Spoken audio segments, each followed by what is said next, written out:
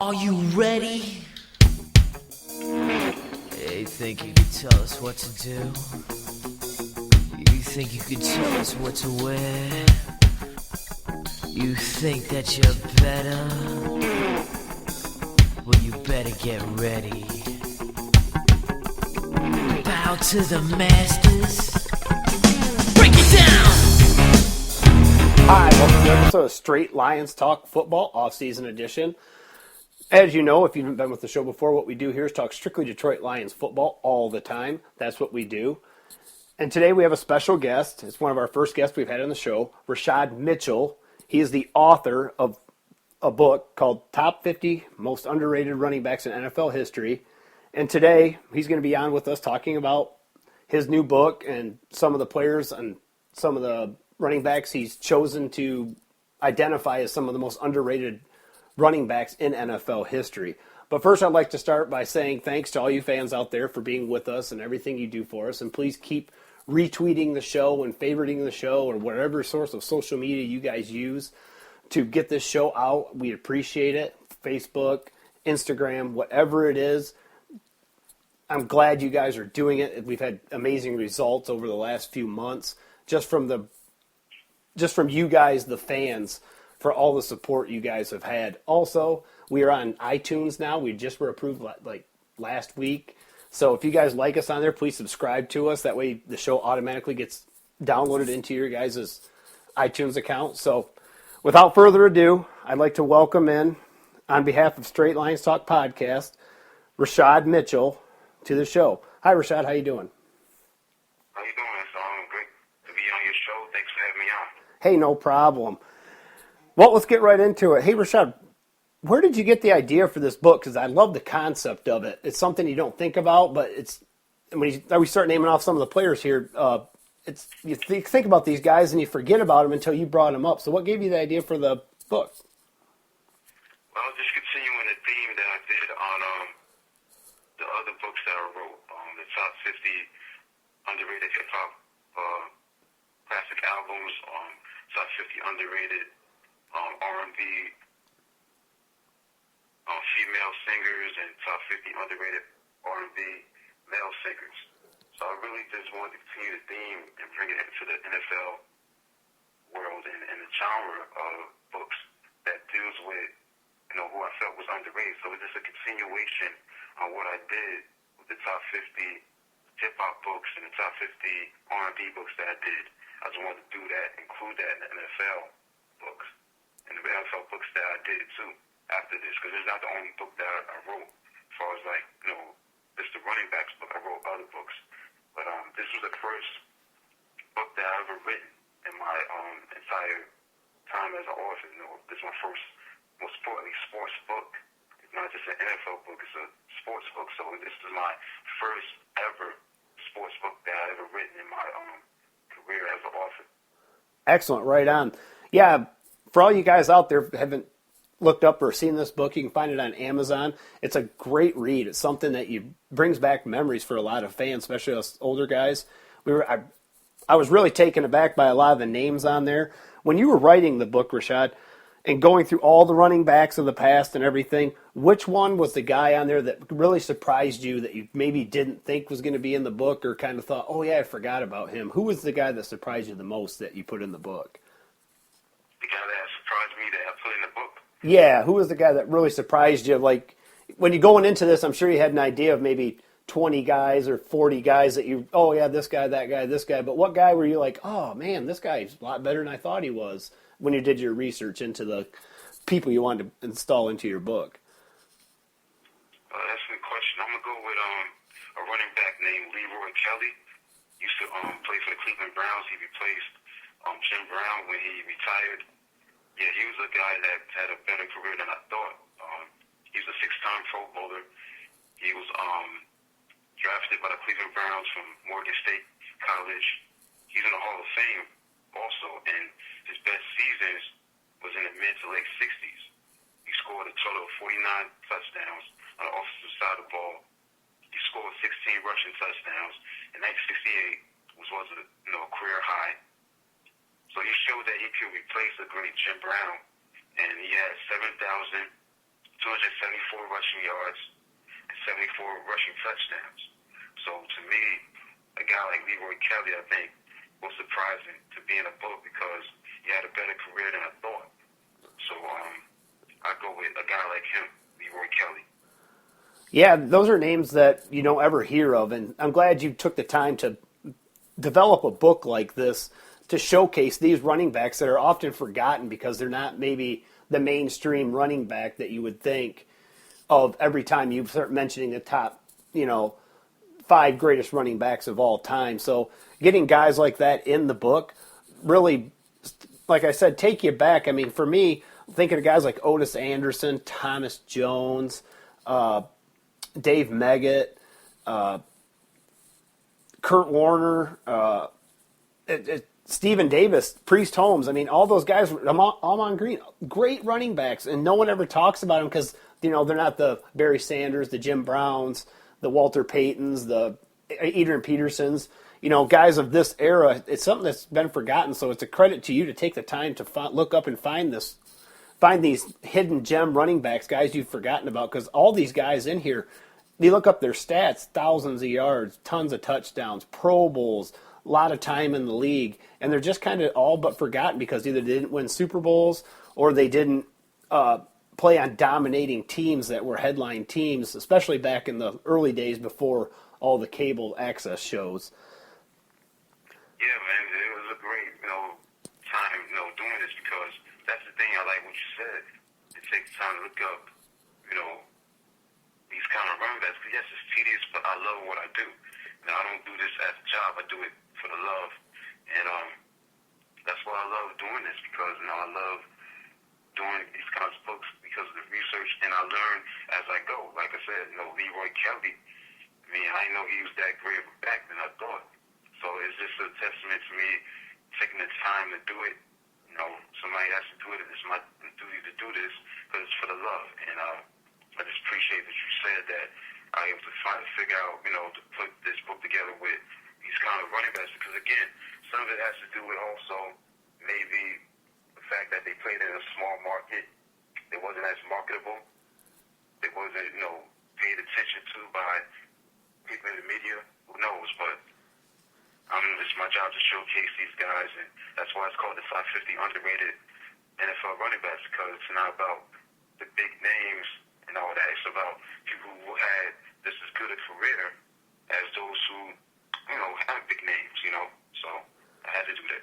Yeah, I see here you got Leroy Kelly at 22 out of your 50, so he's actually ranked really high.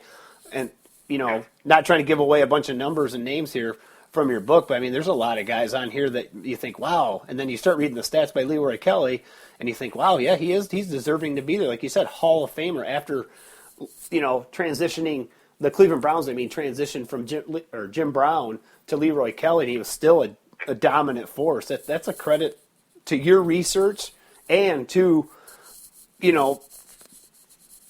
Leroy Kelly to have that record that really no one's ever, you don't really hear about it unless you go to the Hall of Fame looking for it or you're a Browns fan. Yeah, because, like I said, that's what's about because I think he deserves to be ranked where he at because he deserves to be, where he at because, again, he's a guy, he's in the Hall of Fame. He was inducted into the Hall of Fame in 1994. And, again, it's not easy. People have tough acts to follow. They are tough acts to follow. When somebody who's a player or coach, leave and do something else, and then you got to replace that person, it's not easy because, you look at, Roger Staubach, like when he retired, Danny White had to replace him. Now, he did go to 3 consecutive NFC championship games, but he didn't win them. But the thing is, it's hard to replace certain players at a certain position. And for Leroy Kelly to seamlessly replace him and just do great things, man, it's a testament to how great Leroy Kelly was. Yeah, you got your football history knowledge right down to the T, especially the old school stuff. Since there was a guy that surprised you on the list, like a Leroy Kelly, when you did your research, who was the hardest guy to leave off this list out of the 50? Because I'm sure there was a guy you had to him and haw about, like, man, should I put him at 48? Should I put him at 50? I just can't. I got to leave him off. Who was the hardest guy to leave off? If I wanted to, Well, again, obviously, I could have included Edgerrin James, who played with the Colts, Yep. and Cardinals. Definitely. Out of the U. Yeah. I mean, he was a great one. I mean, Yep. I think he had like 80 touchdowns rushing. I mean, he had a big career. He's very, up there when you talk about the running backs. Edgerrin James right here. I got it right here. He ran for 12,246 yards in his career.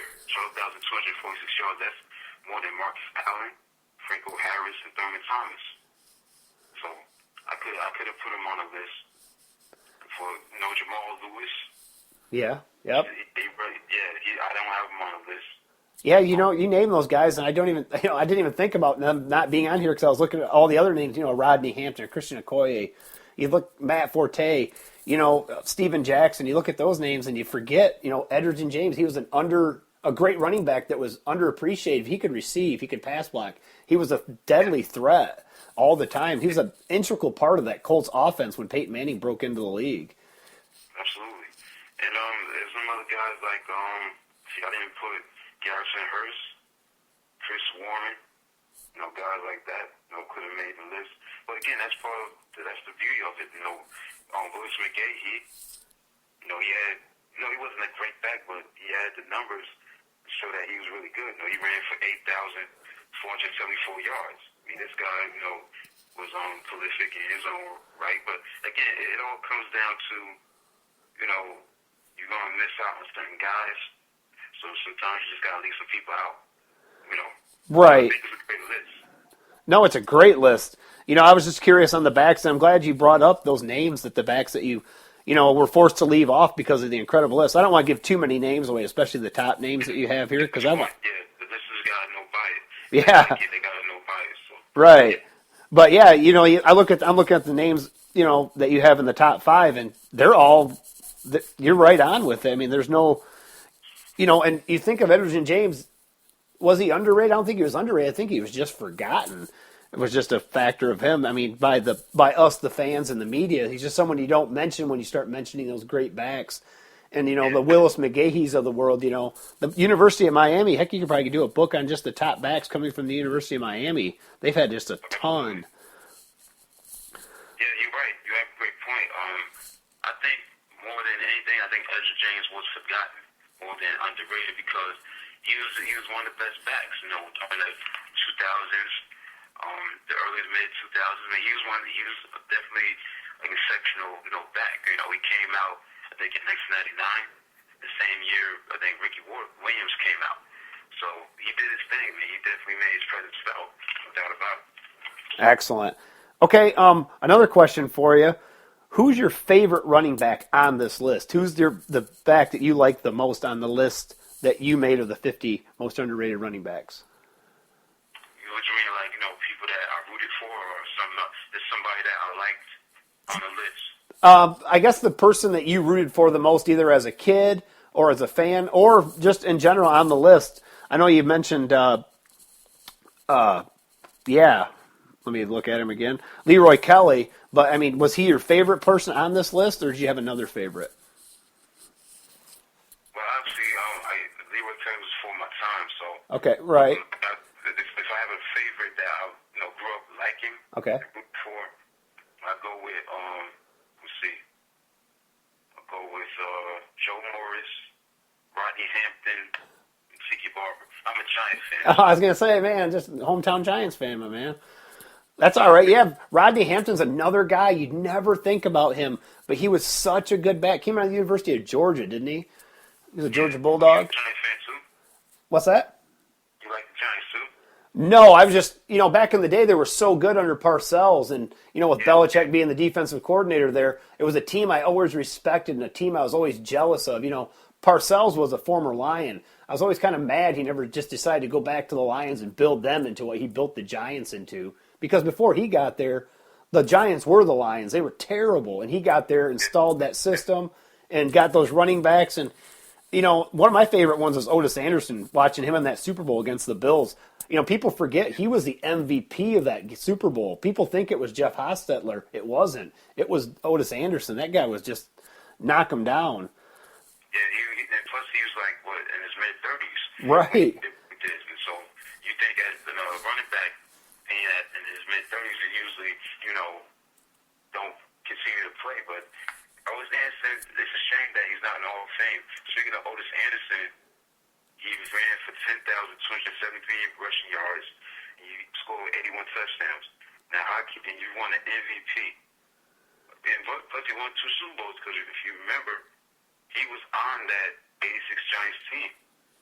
I actually didn't remember that. Like you said, he was older when he came in, and people actually were criticizing the Giants for their age, and they wouldn't be able to keep up with the K-Gun offense going into that game, and there was no possible way that the Giants could slow that offense down. And Bill Belichick used 7 defensive backs in that game. I can still remember the announcers dogging them for doing, like, what are they doing? You can't do this. You got to be able to stop Thurman Thomas. Well, they did. They stopped both of it, and they controlled the ball with Otis Anderson. Yeah, well, in that Super Bowl, the Giants' offense won that Super Bowl because they basically, they held the ball for like 40 minutes and Right. like 30 seconds. So when you look at that Super Bowl, yes, they hit Andre Reed, but Thurman Thomas had a big game, though. The plan was just to let Thurman Thomas, I think, do what he wanted to do, but don't let the other guys do anything. Because, again, you're not going to stop everybody. Right. That offense was great. So Thurman Thomas had his best game against the Giants in that Super Bowl because he scored a touchdown, had over 100 yards, something like that. But that offense is the reason why they won that Super Bowl. That offensive line, they just converted on third down so many times, man. I mean, that's the reason why they won that Super Bowl back in 1990, January 27th, 1991, I think, was the date that they won that Super Bowl. Did you watch that game? I'm a Giants fan, so those are my favorite. Tiki Barber, Otis Anderson, Joe Morris, and Rodney Hampton. Joe Morris is a former University of Michigan player, and you forget, people were kind of disappointed in his career because he had so much success in college, but he actually had a really good career. 2-time Pro Bowler, led the league with 21 touchdowns in 1985, and he had career rushing numbers of almost 5,500 yards, and he had 52 career touchdowns. That's a good career for an NFL player, and he won a ring. So, I mean, another player with solid credentials that's forgotten, maybe not by people in our area because he played for the University of Michigan, but in the realm of overall backs, he's that forgotten back that had a lot of production. I mean, if you draft a guy like that now and he gives you those statistics, 52 career touchdowns, you think you hit the lottery, and it's something that's forgotten now because the running back position is so devalued in the NFL. Yeah, I think you're incorrect. Joe Morris went to the University of Syracuse. His brother, I think, went to Michigan. Jamie Morris. Oh, you know what? Yep, you're 100% right. I apologize for that. I always thought, I even thought when I read this that you played at University of Michigan. I never looked it up. Okay. Well, yep, that was a perfect Bill Parcells type of back, though, that big bruising back, and he went through them left and right when he was there. He just loved to draft those backs and that style of runner, and it was productive, and it worked every time. I mean, everywhere he went, he had success with that system. Even when he went to the Cowboys, it still worked when he had Marion Barber and all those other guys. So, credit to him for installing that old school mentality, and it still works even today to a certain extent. The Denver Broncos, I think that's how they're going to have to win the Super Bowl in a couple of weeks, is by controlling the clock and kind of keeping the ball out of Cam Newton's hands. Yeah, I've got it right in front of me. Jamie Morris, he went to the University of Michigan. Yeah, Jamie Morris. Jamie Morris. His brother, Joe Morris, went to Syracuse. I think he went to Syracuse. You're probably right, since you being a Giants fan. I just remember the name Morris, and for every reason I thought that was him going to there. So I apologize for that. That's my bad. That's all right. What other books are you working on right now? Well, I've been busy. I just finished another book. I think it was last night. Well, I think maybe it happened. I don't know the exact time, but I just finished my latest book. It's not out yet. I got to put it all together, self-publish it, put it all together with the cover and interior files. I'm moving into a new segment, a new series called the NFL Greatest Games. I did one I focused on players, teams, like matchups, rivalries, whatever. But I started with Phil Simms' Greatest Games. And I looked at the top 25 Phil Simms' greatest games that he played in. And that's what I did. I just finished that. And I'm just going to do my best hopefully this week and try to put it all together. And also the other books that I've done a lot of books, man. I got the top 50 underrated NFL quarterbacks, top 50 underrated NFL wide receivers, top 50 underrated NFL tight ends, top 50 underrated NFL offensive linemen, top 50 underrated NFL defensive linemen, top 50 underrated NFL linebackers and defensive backs. So those books are out right now, except for the Phil Simms' greatest games. But the other books are already out. So I've been busy, man. This month has been a very busy month for me. The running backs book came out last month, late in December. So these books right now that I just mentioned to you outside the running backs book are already out. They're out right now on Amazon.com. So those are works that I'm doing. I love being on your show to discuss it. Like I said, it's just that's what I'm doing. Just busy, loving what I do. Well, it's incredible work, and it's a credit to you to take the time and do all this research. I don't think people understand the time and the effort it takes to do this. I mean, to look up all these statistics and get a name, get a list of 75 guys, and then have to choose from it, like you said, to leave a guy like Edge off the list, and Willis McGahee and guys like that off this list. That's a credit to you and the time you do this. I mean, 50 greatest wide receivers, 50 greatest tight ends, linemen, defensive linemen. That's a lot of time, a lot of energy, and a lot of information gathering that, it doesn't come easy. I know we have computers and you can gather information faster now than you ever could, but still, to find this stuff, it's not like someone has it written the way you have it written. You have to go through and dig and find this out, check with that. Like for me, I thought Joe Morse was University of Michigan. I would have had it totally wrong. I was so sure of it, and he went to the University of Syracuse. It was his brother that played there. So, all that time, it's incredible. Great work. I love the book. I think people are going to love it when they get their hands on it. Yeah, man, just for the love, man. Obviously, number one, I want to obviously be a best-selling book, best-selling author, and I want that. But at the end of the day, I want to make sure that all the books that I write is for the love, it's for the research, and also to share my knowledge. That's why I'm on your show, because it's all about sharing the knowledge that I have with your audience and other audiences that I appear on, as far as the radio show is concerned. So I'm just doing my thing, man. Just trying to do what I can to just get it out there and just, branch out into getting it out there. And, yeah, it's not easy because you got to put in the time. And, again, I'm free. No one's holding me back. I am free as I can be, no distractions. So I thank God for that. I'm free to just do what I like without any interferences from people, any circumstances, So I'm able to just put it out there and get it done. And it's the love, when it comes out, is you sit back and say, hey, I did a great job, and now it's a matter of just sharing it with people. And, yeah, it's not easy, but it's worth it because once people start, they want to buy it, if they like it, it'll be worth putting this out because I'm trying to just distinguish myself from other authors, just be different, put together my own brand of books. And that's what I've done. I mean, I don't think people have written these kind of books of the underrated. Now I'm doing another segment of the greatest games and all this other stuff. Just trying to branch out and do my own thing. Maybe other people have done it. I don't know, but all I care about is just trying to be different, put together my own concepts of what I want to write about, and just make my stuff stand out amongst the rest. That's what it's about being an author. You got to do your own thing, have your own niche. And I think I'll pay my dues with that. Again, I'm enjoying myself. This is not just work. Oh, I got to do this. I got to put this out. It's enjoyable because it's just all about just sharing it with people, about just making an impact. It's a purpose, a calling for me, is to share my knowledge about sports.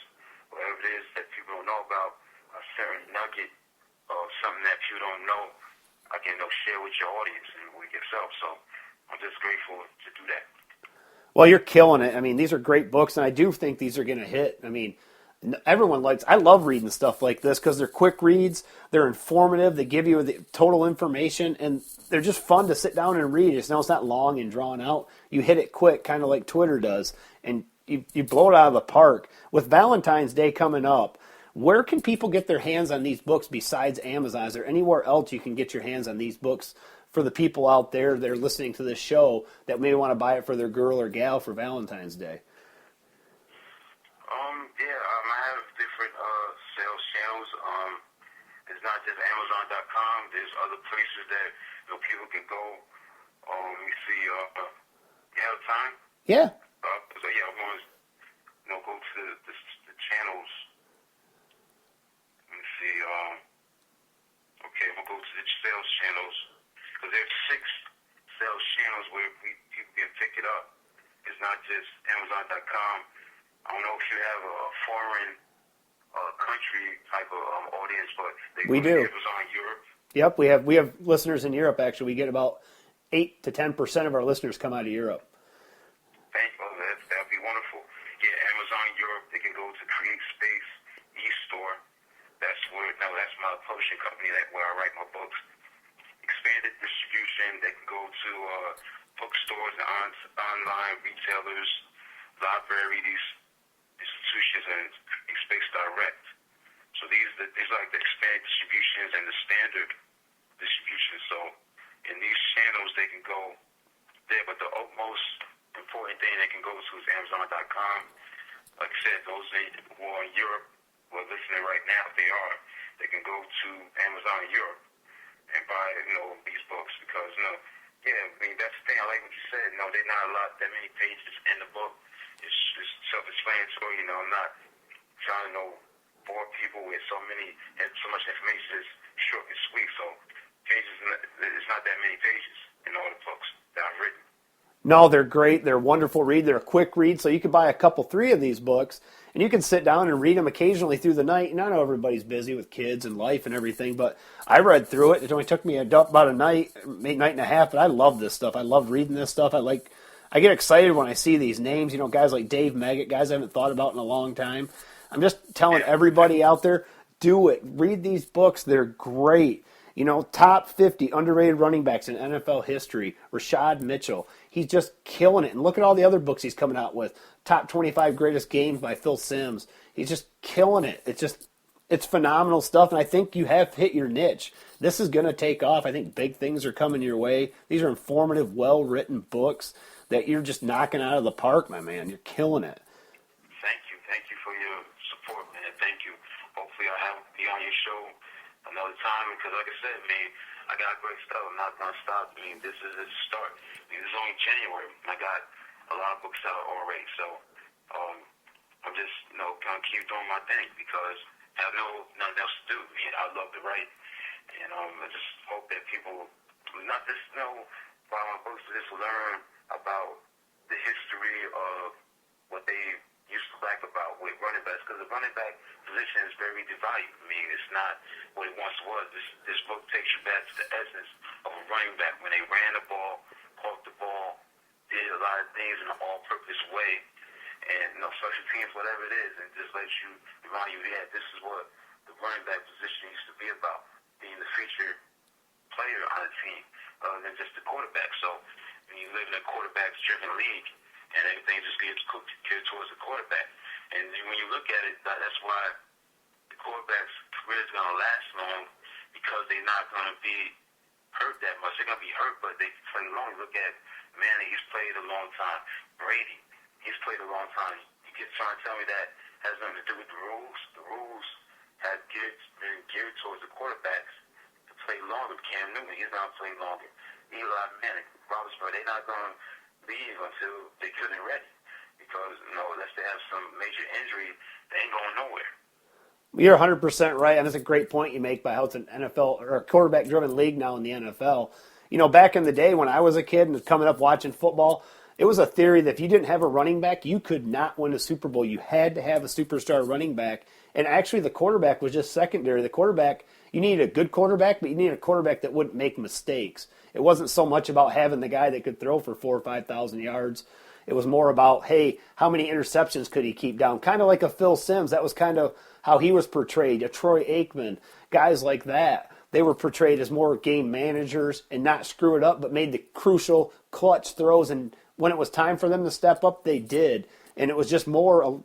The game was just different then. It was defense and running the football, where now you can kind of see the defensive elements coming back into it a lot more the last few years with Seattle, Denver this year. Carolina's defense is really good. But for the most part, like you said, this is a quarterback-driven league. Guys like Brady and Eli Manning and all these guys wouldn't be playing currently, well, they might be back in the day, but they would be, there was a lot of Steve DeBergs, but there was less of those guys, and they would move on to the younger quarterback, but there was always an emphasis on running back. So you make a great point there by saying how that was, you just took us back in time, basically, to what the essence of the game used to be. Yeah, you're absolutely right, man, because in the 70s, yes, the quarterbacks threw a lot, but they didn't throw it the way they do it today. Oh, no. That rules was opened up, I think, in 1978. I think Don Shula or something like that, the quarterbacks, the meetings with the owners or coaches, they wanted to change the rules, open it up. So in '78, I think that's when everything was loose. You can throw the ball more. The cornerbacks could not be physical. The receivers, and then in the '80s you had the explosion. Dan Marino, he throws 48 touchdowns. I mean, it just went crazy. Dan Fouts doing his thing. So it's because of the rules that quarterbacks was able to be the featured player. I mean, they was a featured player in the NFL in the 70s, but in the 60s and 50s, but they had the running back. They had that running back that made a difference. I mean, you had Jim Brown, you had Tony Dorsett, Franco Harris. I mean, the list go on, Larry Zonka, and, whoever it is you name, O.J. Simpson, you just had running backs that was the featured part of an offense. You couldn't ignore them. Now today, it's all about it's the quarterback. You look at the game this past Sunday. I think the Patriots, they don't have no running game. The lead, I think the game's rusher for the Patriots that game was Tom Brady. He had 13 yards or something. Yeah, that's crazy. That wouldn't happen in the 70s. Oh, no. 80s either. Yeah. So that's what it is. But again, I'm just happy that I've been able to this. Take it back to the essence, man. Just write quality books that, mean something to me and just share with your audience. I think it's great that you have no audience in Europe. So how's your audience? Is it real big? We get quite a few. I mean, we average about 150 views every podcast. It's gaining every week and every month. It's getting better and better. For only being on it was a year. I think next month, I think the 7th of February was when we started the show. So for being a year, we've done pretty well. We've been picked up by NFL Draft Bible to be a Lions Insider Forum. We were on a podcast last week called Lions Central Radio. We have been talking to some people about possibly being on a local radio show here. So things are on the move. Things are coming up. I mean, it's moving. It's moving faster than I thought it would, but getting good quality guests. I mean, you're our first interview ever, so, kudos to you and kudos to this book. Rashad Williams, everybody. Rashad Mitchell. Rashad Mitchell. I keep doing that. Doggone it. I apologize. Rashad Mitchell, everybody. Author of the top 50 underrated NFL running backs. Get it for Valentine's Day. Go to Amazon. Get it there. It's great. He has a ton of books. I think you're author of 28 books. Is that right? 35. 35 now. See, the last email you sent me said 28. I'm looking at it right now. So my man's killing it. He's just writing books left and right. Yeah, the other books that I came out with came out this month. So, yeah, that's why they've gone past 28 because, like I said, I've been busy. Those other books that I just mentioned to you, those books are, they out this month. This running backs book came out in December of last month, so I've just been, like I said, working hard, putting it out there. So, they can check it out, man. People in Europe, any other foreign countries, check your stuff out, listen to your show? So far, it's just Europe. If you want to count Canada, they listen. So those are the only two right now, but sometimes it just says international, so I don't know where it's from when they tell me where the view's coming from. So they did point out Europe, but some just say international. So, and they do point out Canada, but there's an international category. I think we have 3% for that, but I have no idea where they're from. But You know what? You're welcome on the show anytime, and I promise I'll get your name right. Rashad Mitchell, everybody. My man's killing it. Check it out. If you guys are football fans, this is the book for you, and he has a lot more. I mean, he's wrote 7 more books since last month when him and I talked for the first time. So, Rashad, I'd like to thank you for being on the show. Sorry about getting your last name wrong there. I apologize. But you are just knocking it out of the park. I'd love to have you back on the show again soon sometime. Yeah, well, where you located at? You in Detroit, Michigan? I am in Paw Paw, Michigan, actually. Paul, Paw Paw, like paws on a dog, Paw Paw. Michigan. Okay, Yep. no problem.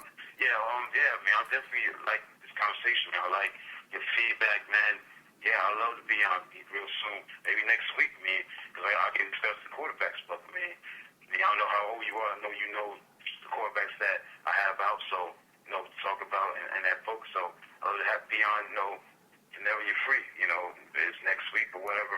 I'll definitely be ready to go. What you get shows be on every Wednesday? We do it between Wednesdays and Thursdays, depending on my schedule. But yeah, we'll get in touch. You'll definitely be back on. Maybe get you on here right before the Super Bowl and see if we can talk a little quarterback, since quarterback is going to be such a vital position for this particular Super Bowl going in. The old dog against the new guard. So, we'll get you on. So, Rashad, I'd like to thank you for being on the show. And, we'll catch up and we'll stay in touch, and we'll have you back on soon. Yeah, you gonna send me the link? Yeah, because I want to listen to this. Was a great interview, man. I love this interview. You gonna email me the link? Yep, we'll get it sent out to you as soon as we get the show processed, and we'll send it out, and you can send it out to everybody you know. Thank you. Thank you for your time. I just appreciate you having me, man. I love to be on your show quicker than possible. So about the quarterbacks book, that I wrote that, and like I said, the other books also. So just do everything in random order, and I love to be on your show to talk about all of them. Let's do it. I'm all for it. Yeah, we'll get together. And Rashad, I'd like to thank you again for being on the show, and I'll talk to you later. That was Rashad Mitchell, everybody, from the top 50 underrated running backs in NFL history.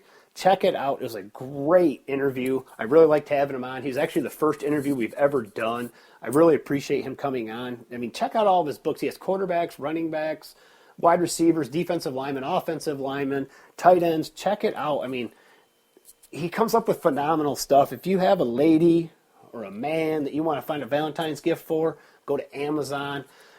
It'd be a great Valentine's gift. I think it's like $15 for the book, so it's not even a lot of money, but it's a great read. So, this is a great book. It's something that takes you back in time, and it's something that if you're a true NFL fan or just a fan, I mean, there's some Lion guys in here for anyone with the Lions. There's a few guys for the Lions that played with the Lions, not any Lions running backs that they drafted that were this good on the list. But there's guys that recycled after they were done with some teams, came to the Lions.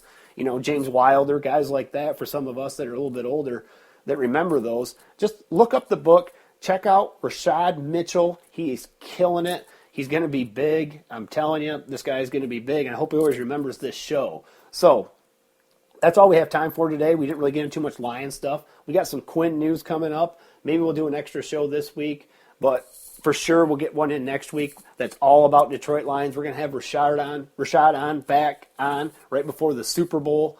We're going to talk quarterbacks more than likely. Him and I just talked a minute ago.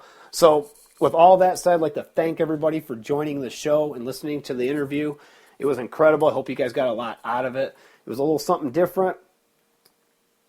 So with all that said, we'll get with it next week. I'd like to thank NFL Draft Bible for making us the Lions Insider Forum. And with all that said, I'll see you guys next week.